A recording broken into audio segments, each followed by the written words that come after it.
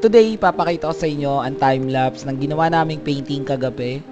Ito ay landmark sa iba't ibang bansa sa buong mundo.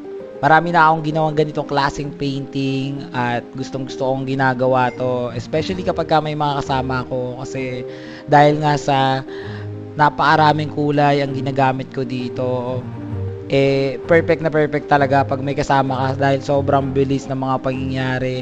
At syempre, enjoy na din while painting. Syempre, nandiyan yung mga kulitan, mga kwentuhan, chismisan, alam mo na yon.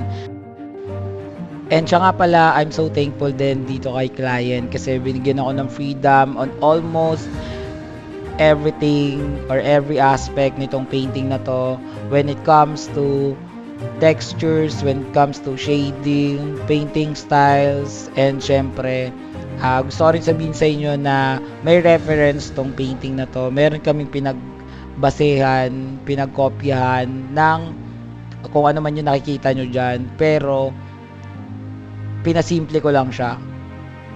Mas sinimplify ko lang para mas madaling ma-identify ng mga bata kung ano man yung nakikita nila. And syempre, para din bumagay siya doon sa concept na colorful kasi most of the colors is hindi siya realistic.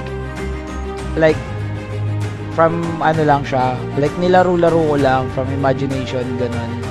Pero, ang kagandahan dito is nakita ko naman na effective siya and sobrang striking, sobrang ganda ng dating niya.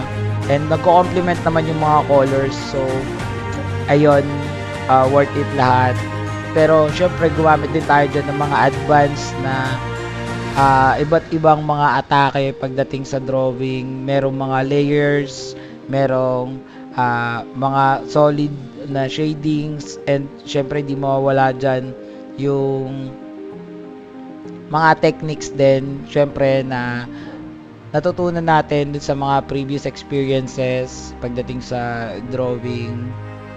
And sobrang nakaka-enjoy lang din talaga din bukod sa pagpe-painting, yung paggawa ng mga ganitong klaseng video. Alam mo yon, yung pwede mo siyang gawing reference pagdating ng panahon na makikita mo iba't ibang klaseng estilo. Kagaya niyan, diba? Napaka simple lang ng ginawa pero solid. Sana mas marami pang mga ganitong walls and mga paintings na magawa natin kasama ang ating mga kapatid. Yan, may mga konting kalokohan pa dito sa dulo. Ayan, mga feeling mga feeling model. Yan, umexit na ang mga bida. Alright, uy, sheesh. So, ganyan na lang guys, hanggang